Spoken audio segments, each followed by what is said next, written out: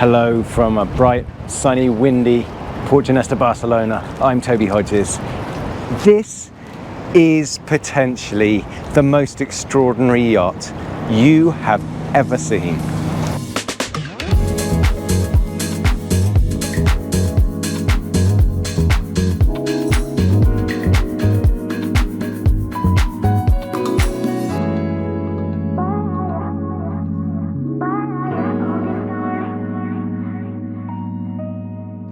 Why do I say that? Well, look at it. It is extraordinary in every single way. It's an amazing story, it's an amazing design. There is just so much to tell you and show you.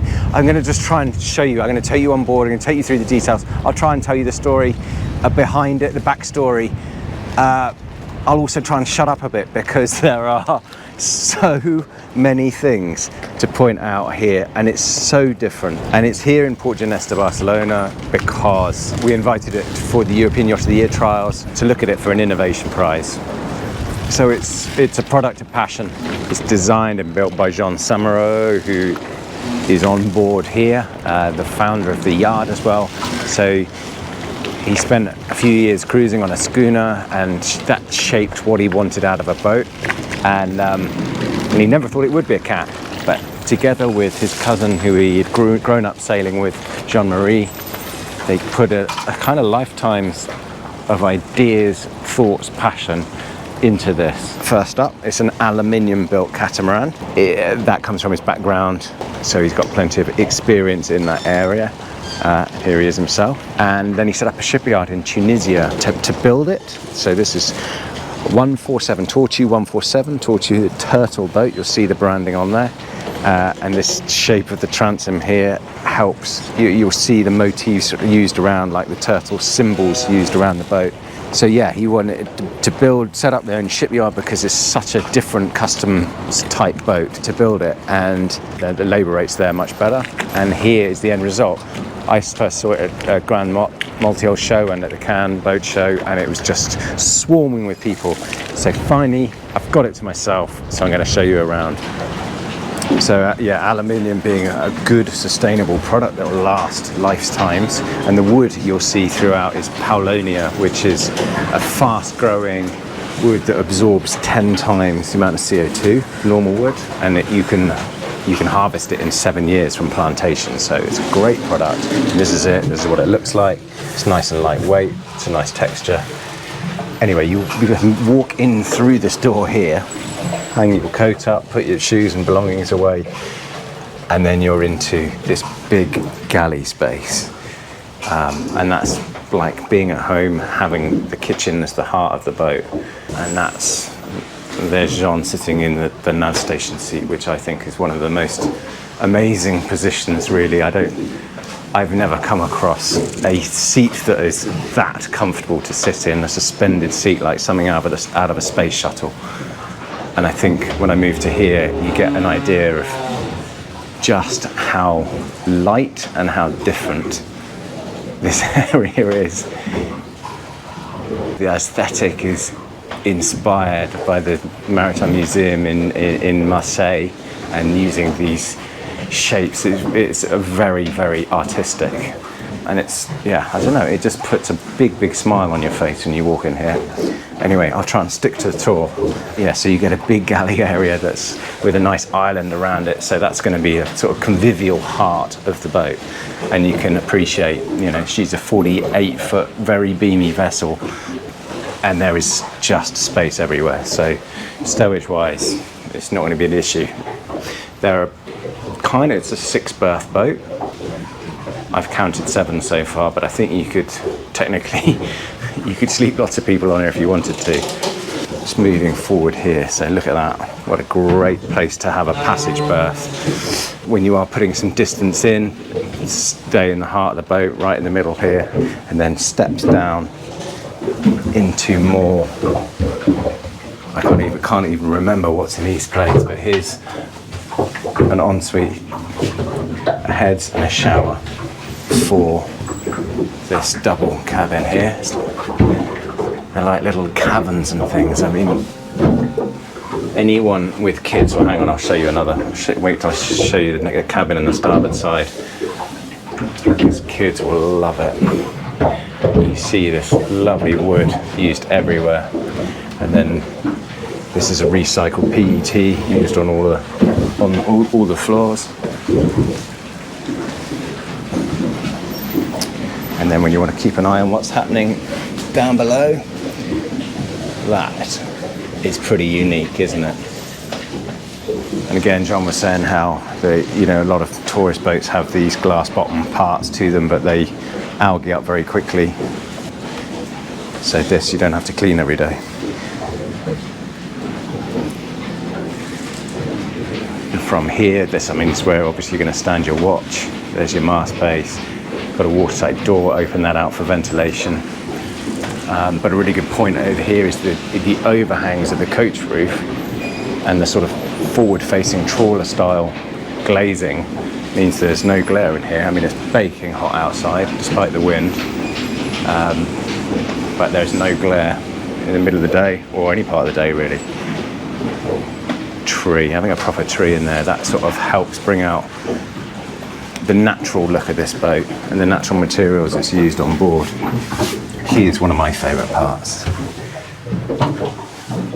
Got a washing machine here, and just the steps up in here, and that little single berth in there. I mean, I just keep thinking like kids playing hide and seek on, it's like a little pirate boat. It's so much fun and passion poured into this.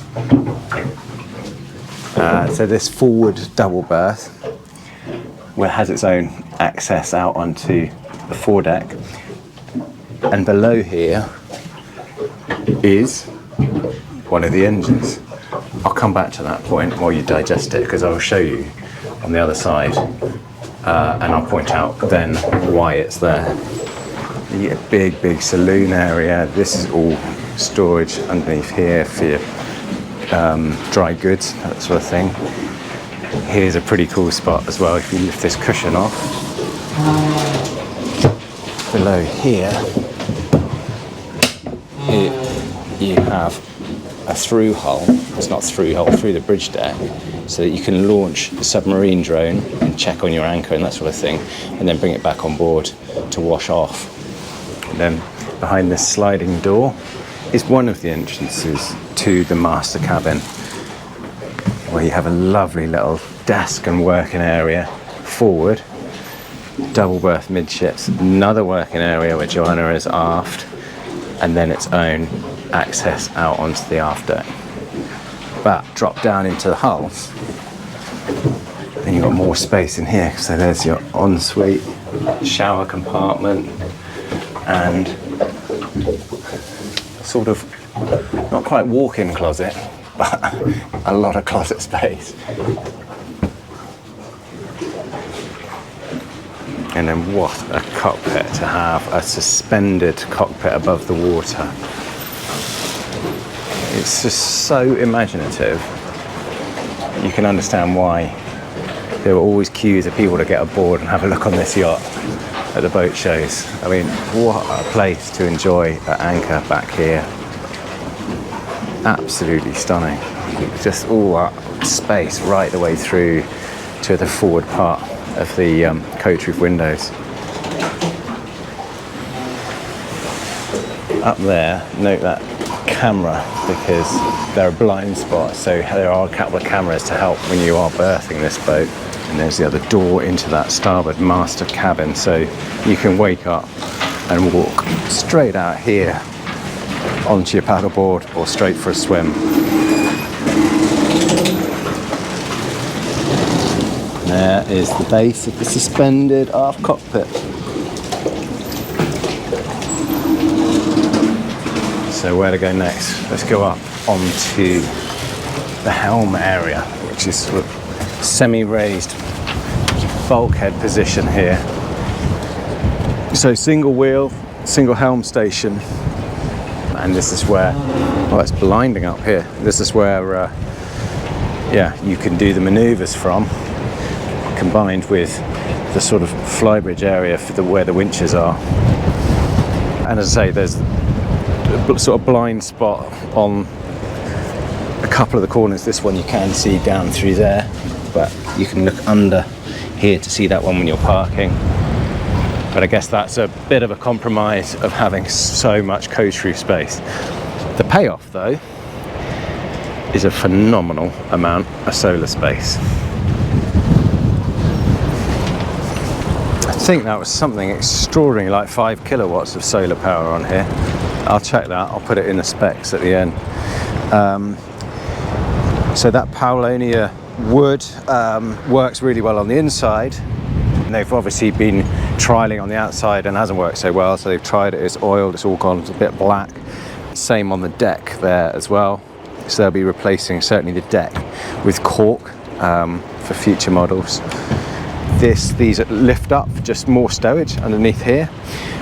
Another part about why it's such a big sort of flat area here, including the bimini of this aft area. So you've got this table and chairs there, the backrests of which fold in, and that can drop down because Jean's first idea was to be able to fly his paraglider from here.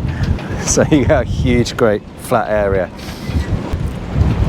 There are too many ideas on board this boat to remember what they all are. Nice and simple, in-mast furling, and yeah, just keep all the rigging, the sailing part as simple as possible. I'll go back down below because this high up, it is nuking up here. And then if you do want to go forward, you can obviously go along the side decks. Have a quick look at mooring gear in there. Nice little windlass for the capstans. And then belt and braces, look at that. It's like scaffolding. You cut the steps up as you move along the side deck, and that's what I'm saying about the overhang there, cutting out all that glare from the interior.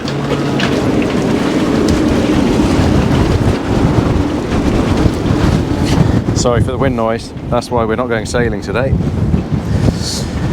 So that is the hatch to that forward starboard cabin. It comes straight out here onto the foredeck area, where you've got a bow ladder if you are going bow to, or as a diving swimming ladder. So the boat will obviously, not obvious, but the boat can dry out on the sand, and you know, being able to put your bows on, ladder out to board the boat makes sense. You can obviously cover that with more netting or something else to stop kids falling through, etc.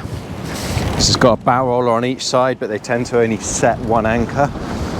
And then have a look at the bow shapes. Anyone spot something a bit different?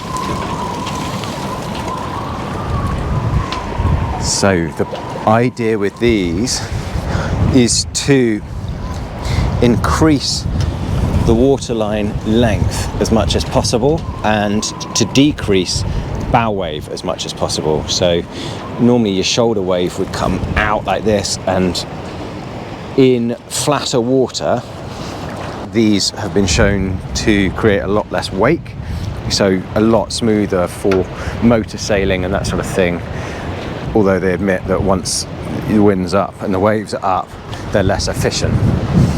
But you get an idea that these, I should say, let's talk about the motor efficiency. I'm going to take you into here because this is a pretty extraordinary engine room. I did tell you the engines were forward, didn't I?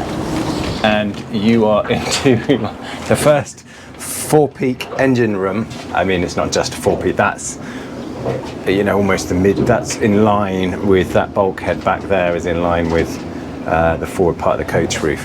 So that engine, the engine bay is about 1/3 back in the bow. Yeah, but not only that, and look at this for machinery space. And I was talking about the efficiency. So they have big tanks to motor sail as well, but they're super efficient. So at 6 knots motoring, you're only consuming 0.4 litres an hour, and 8 knots 1 litre an hour. So you can get places because there's huge tanks on here, 1,000 litres I think. I'll check that and put it in the spec. Yeah, I mean, look at this. You've got a full workbench here, above the Anmar. Keep all your tools and bosun's gear as well here. The inverters and chargers back there, water maker forward, and generator as well. I mean, what a great place. What a good tool shed to access.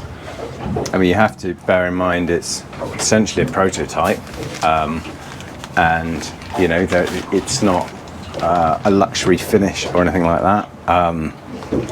It's, to me, it looks like a work in progress, but just a sort of genius one. And I just, yeah, smiling a lot wherever I go on this boat. So that's obviously a shaft drive, and those shafts go through the stub keels so that the keels are protecting the propellers. And then you've got a skeg in front of the rudders as well, so the boat can easily take to the sand.